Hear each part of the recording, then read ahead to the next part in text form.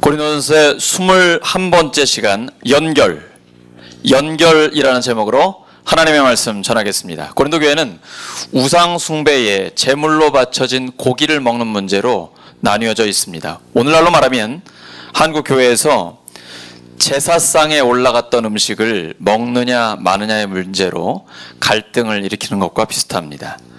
제사 문제가 한국에 처음 들어왔을 때 카톨릭이 먼저 들어왔잖아요. 제사를 안 드리는 것 때문에 많은 사람들이 순교를 당했습니다. 제사의 문제는 엄격하게 구별하고 명확하게 알아야 될 부분이 있습니다. 제사를 드리는 것이, 제사를 지내는 것이 조상에 대한 효의 개념에서 추모를 하는 것인가, 아니면 신을 불러서 복을 비는 것인가, 이걸 구별하셔야 됩니다.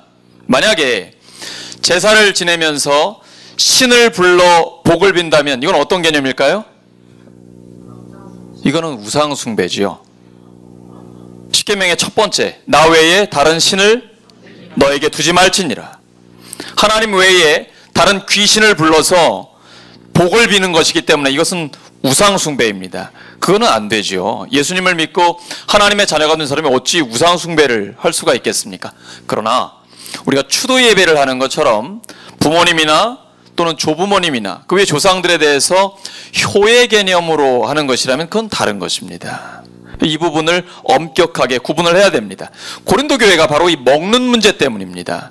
우상의 제물로 바쳐졌던 고기를 먹어도 되느냐 안 되느냐의 문제입니다. 나아가서 이제는 개인적으로 누군가 나를 식사에 초대했습니다. 사적인 모임인 거죠. 근데 갈까요 말까요? 믿지 않는 사람인데 이 음식이 우상에게 바쳐졌을 수도 있는데, 또는 제사상에 올라갔을 수도 있는데 가서 먹어야 되나요 말아야 되나요? 이런 거 가지고 갈등하지 말라는 겁니다. 모든 것이 하나님께로부터 왔기 때문에 감사함으로 먹으면 버릴 것이 없다, 이렇게 해야지. 이거를 먹지 말아야 되나? 제사상에 올라갔던 건데 꺼림칙하고 먹으면 안 먹느니만 못하다라는 것이죠. 이 부분이 본문에 나옵니다. 당시 대부분의 정육점에 나와 있는 고기들은 우상에게 바쳐졌다가 나온 겁니다.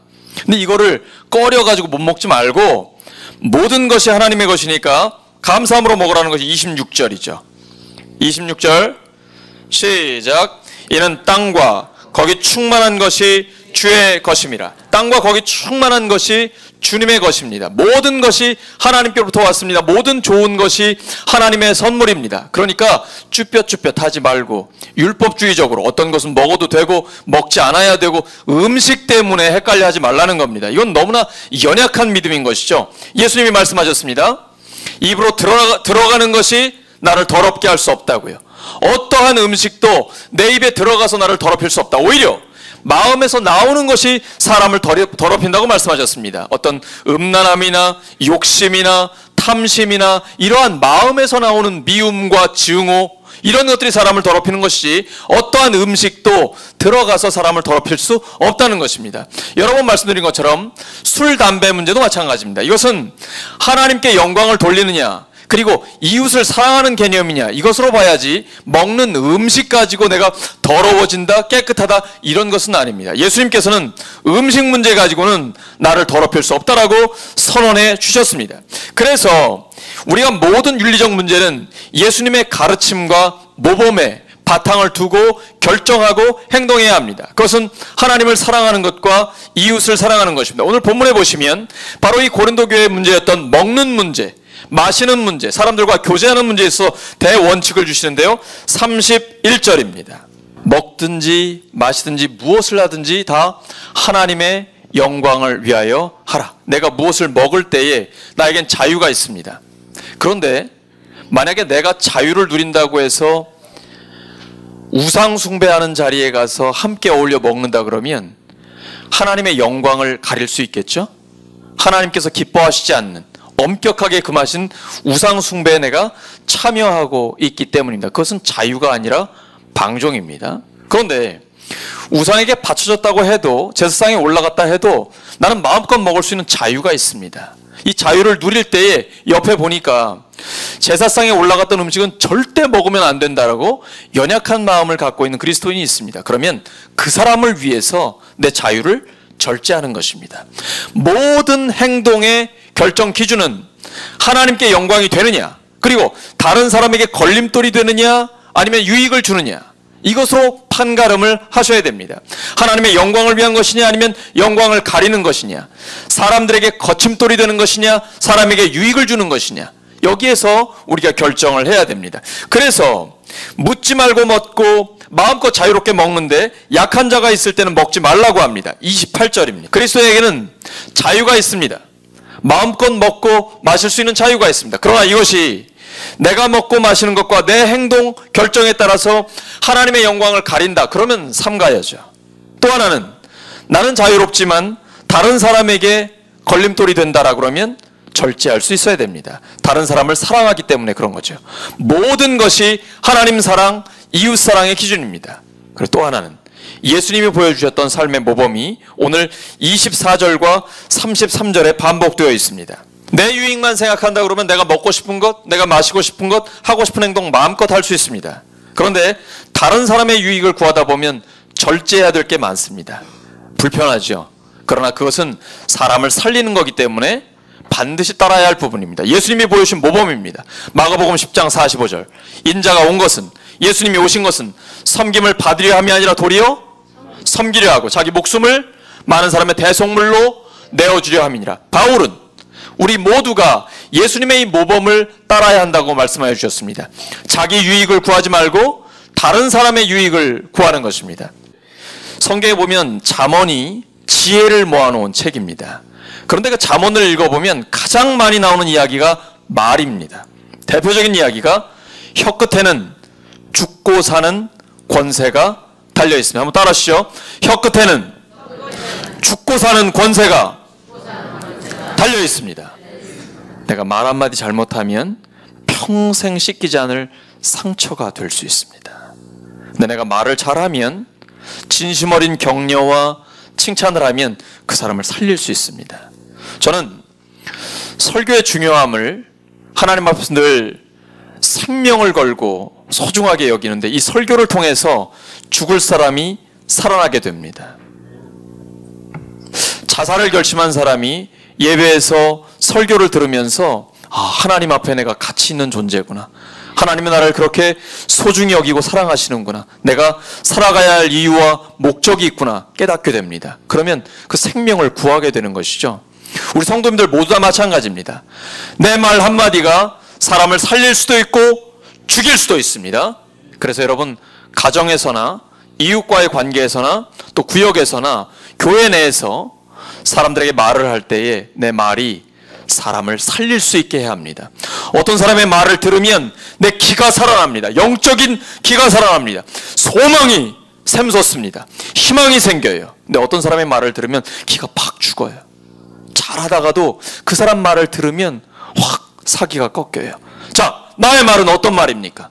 내 말을 들으면 사람들이 기가 살아납니까? 아니면 기가 꺾입니까? 우리 모두의 말은 내 말이 전해질 때에 듣는 사람으로 하여금 믿음이 생기고 소망이 넘쳐나고 사랑으로 가슴이 뜨거워지는 우리의 말이 되기를 예수님의 이름으로 축원합니다. 이것이 바로 나의 유익을 따르는 것이 아니라 다른 사람의 유익을 구하는 구체적인 삶입니다. 다시 한번 33절 보시겠습니다. 이렇게 다른 사람의 유익을 구하면 사람들과 연결이 됩니다. 그런데 자기밖에 모르면 그 연결이 끊어지게 되죠. 왜냐하면 그 사람은 이기적인 사람이니까, 다른 사람을 생각하지 않으니까 관계가 끊어집니다. 하나님과의 관계에서도 마찬가지입니다. 하나님을 생각하지 않고 돈, 물질, 눈에 보이는 것, 어떤 우상을 마음에 두고 있으면 하나님과의 관계가 끊어지게 됩니다. 마음에 하나님이 없습니다. 눈에 보이는 것과 돈, 물질밖에 없기 때문이죠. 연결이 끊어지는 겁니다. 다시 한번 이 연결을 회복해야 됩니다. 그러려면 예수님께서 주신 대원칙을 따라야 합니다. 하나님을 사랑하고 이웃을 사랑하는 삶, 그리고 구체적으로 섬기는 삶을 살아야 합니다. 세상은 그렇게 말하지 않습니다. 너의 권리를 찾아 먹으라고 얘기하죠.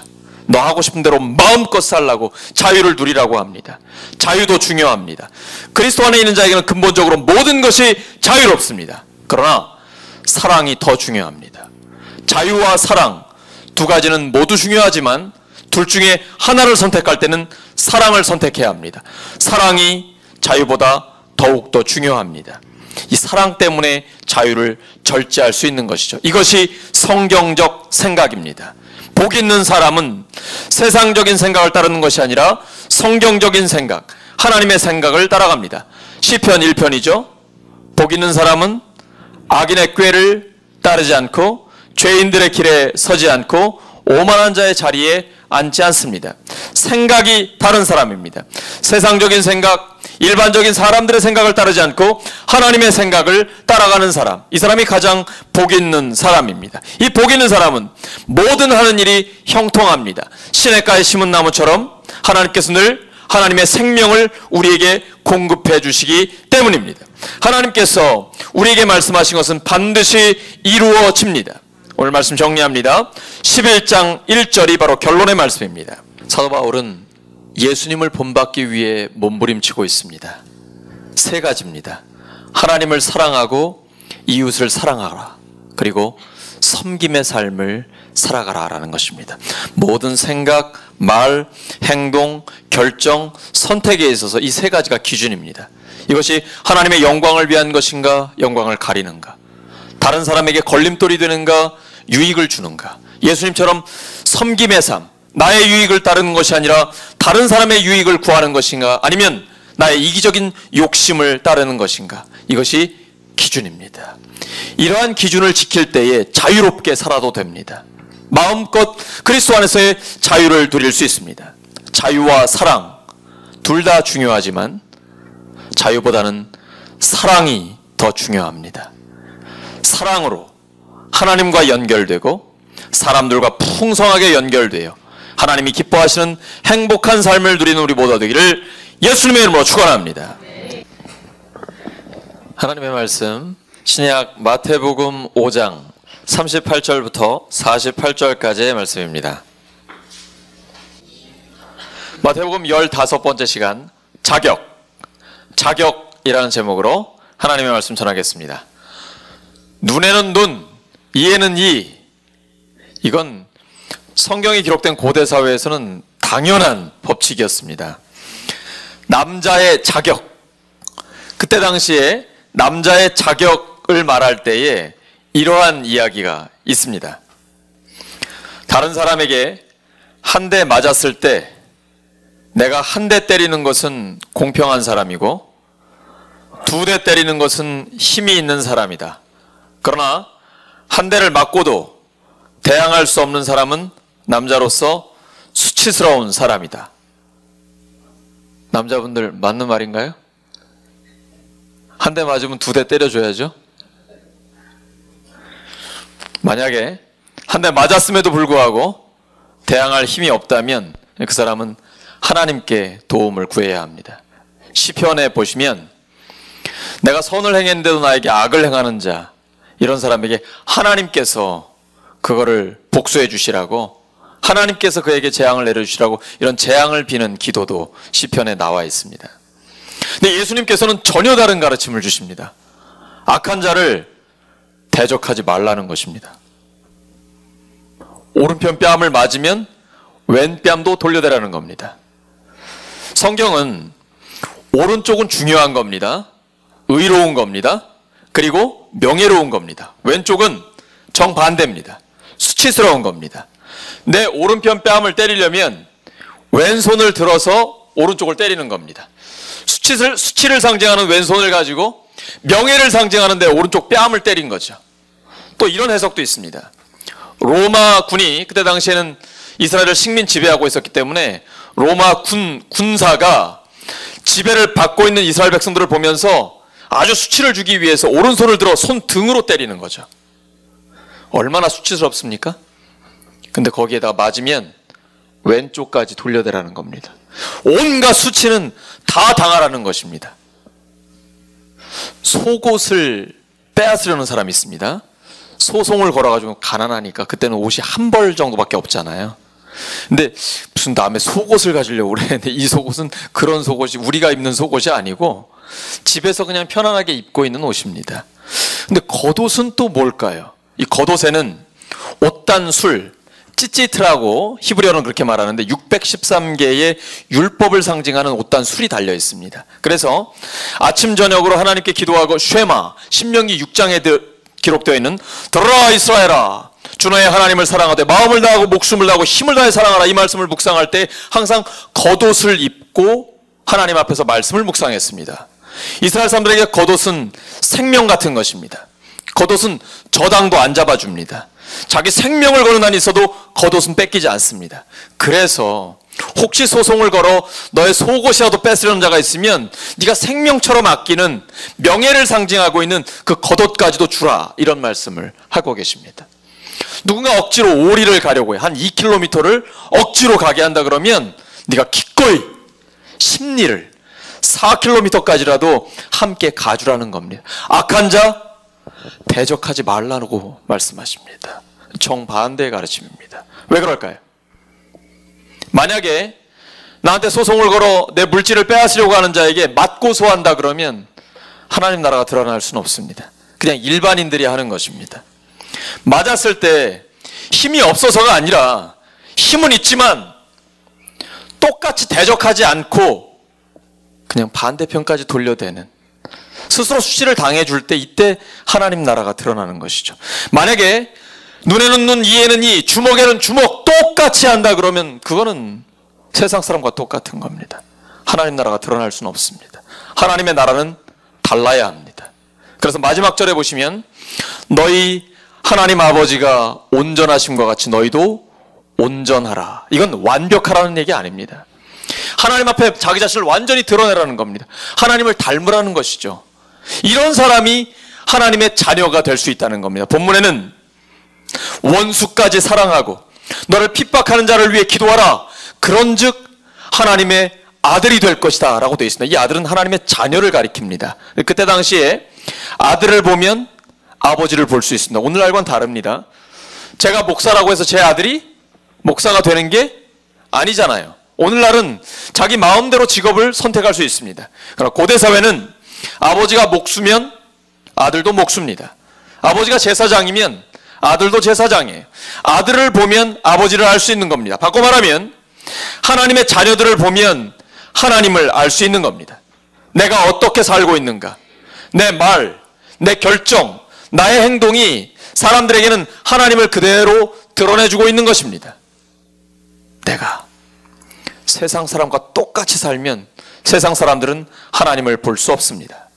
그러나 악한 자를 대적하지 않고 선으로 악을 대하며 원수까지 사랑하고 나를 핍박하는 자를 위해서 기도하면 세상이 우리를 통해 하나님을 보게 됩니다. 아, 뭔가 다르구나. 저들이 믿는 하나님은 이런 하나님이구나. 하나님께서 선한 자와 악한 자에게 동일하게 햇빛을 비추어 주십니다. 비와 눈을 내리시는 것도 의로운 자와 불의한 자에게 똑같이 내려주십니다. 그분이 하나님이십니다. 그래서 하나님의 자녀에게 하나님께서 요청하시는 거예요. 하나님의 자녀가 되는 그 자격, 하나님의 자녀답게 사는 삶은 세상 사람과는 달라야 한다는 것입니다. 이게 히브리어로 카도쉬입니다. 거룩하다라는 것이죠. 똑같이 나를 사랑하는 이웃과 나를 미워하는 원수에게 똑같이 대하라는 것입니다. 저는 이 설교하면서 이것처럼 어려운 말씀이 없어요. 솔직하게 말씀드려, 저도 원수를 사랑할 수가 없기 때문에, 저를 핍박하는 자를 위해 기도할 수가 없기 때문에 새벽마다 무릎 꿇고 하나님 앞에 눈물로 아뢰습니다. 하나님, 제가 그 사람 사랑할 수가 없습니다. 하나님, 기도도 나오지 않습니다. 저의 마음을 변화시켜 주시옵소서. 하나님께서 원수를 사랑할 마음을 주시옵소서. 그를 위한 기도가 나아갈 수 있도록 도와주세요. 기도부터 시작했습니다. 하나님께서 변화시켜 주시더라고요. 누구를요? 기도하는 나를 변화시켜 주시더라고요. 그리고는 정말 마음이 풀어지게 하시고, 그리고 그를 위해 진심으로 기도하게 해주시더라고요. 내가 한 건 아무것도 없습니다. 기도를 통해 하나님이 역사해 주시는 것이죠. 하나님께서 우리에게 가장 명예로운 삶을 보여주고 계십니다. 스스로 권리를 내려놓는 겁니다. 보복할 힘도 있고 대적할 수 있는 능력도 있지만 그 권리를 내려놓는 겁니다. 그리고 조금 더 손해를 보는 겁니다. 그걸 통해 하나님의 나라가 드러날 수 있습니다. 우리의 주신 사명입니다. 하나님의 나라는 하나님의 나라를 소유하고 있는 사람을 통해서 드러납니다. 그러니까 우리가 사람을 잘 관찰해 보면 됩니다. 성도님들은 목사를 관찰하시면 되고 세상 사람들은 여러분을 관찰합니다. 알고 계십니까? 세상이 우리를 주목하고 있습니다. 저는 이번에 좀 놀랐습니다. 옥산 면사무소에 가서 지역사회보장협의체 교회를 대표해서 회원으로 참가했습니다. 그런데 상반기에 참가했을 때와는 전혀 다릅니다. 우리 딱 한 번 봉사활동했는데 교회가 말만 하지 않고 삶으로 보여준 것이 너무 고맙다고 만날 때마다 그렇게 말씀하시고 딱 한 번 했는데 솔직히 죄송하고 부끄러웠습니다. 그래서 사회복지 담당자에게 제가 부탁을 드렸어요. 우리 교회 성도님들은 도와줄 준비를 하고 있습니다. 도울 사람을 알려주십시오. 너무 좋아하면서 저한테 준비가 되는 대로 알려주겠다고 하시더라고요. 우리의 말이 아니라 삶으로 나아갈 때 세상이 우리를 보고 있더라고요. 세상이 우리를 주목하고 있습니다. 아, 교회가 교회다운 일을 하는구나. 하나님의 나라를 세상 가운데 보여주고 있구나. 그렇게 우리에게 하나님이 요구하고 계시고 또 세상은 우리를 주목하고 있습니다. 우리가 선하게 산다고 해서 구원받는 건 아닙니다. 그러나 구원받은 사람은 하나님의 자녀가 되었기 때문에 하나님의 자녀다운 자격을 갖추어야 합니다. 그것은 악한 자에게 똑같이 대적하지 않는 것입니다. 어렵지만, 열받지만, 화가 나지만 악한 자에게 똑같이 대적하지 않는 것입니다. 원수까지 사랑하는 것, 여러분 멀리 보지 마십시오. 가까이에서 사랑하셔야 됩니다. 저 멀리 아프리카나 남미에 있는 사람은 얼마든지 사랑할 수 있겠죠. 직접적인 관계가 없으니까. 그러나 내 가족, 구역 식구, 교회 성도, 내 이해관계에 있는 사업 관계자들, 내 고객들, 그 사람들을 진짜로 사랑하셔야 됩니다. 그게 신앙 생활입니다. 신앙은 말로 하는 것이 아니라 고한 울림이 아니라 우리의 삶이 실제로 변화되어야 합니다. 원수까지 사랑하는 삶. 원수는 가까이에 있습니다. 나를 핍박하는 자, 나를 괴롭히는 자, 그를 위해 기도할 때에 우리를 통해 하나님의 나라가 드러나게 됩니다. 여러분, 하나님의 나라를 소유하고 계십니까? 나를 통해서 하나님의 나라가 드러나게 됩니다. 옆 사람을 주목해서 보십시오. 그 사람이 하나님의 나라를 소유하고 있다면 그 사람의 삶을 통해 하나님의 나라는 드러나게 되어 있습니다. 세상이 우리를 보고 있습니다. 우리를 통해 하나님의 나라가 들어가기를 예수님의 이름으로 축원합니다. 말씀 정리합니다. 예수님께서 우리를 위해 죽으시고 부활하셨습니다. 부활하신 주님이 우리와 함께 하십니다. 예수님을 믿고 하나님의 자녀가 된 우리는 하나님의 자녀답게 살아야 합니다. 하나님의 자녀로서 자격을 갖추는 것입니다. 그것은 악한 자를 악한 방법으로 대적하지 않는 것입니다. 원수까지 사랑하고 나를 핍박하는 자를 위해 기도하는 것입니다. 하나님의 나라를 소유한 사람으로서, 하나님의 나라를 소유하는 사람으로서 하나님의 나라를 드러내는 삶이 되기를 예수님의 이름으로 축원합니다.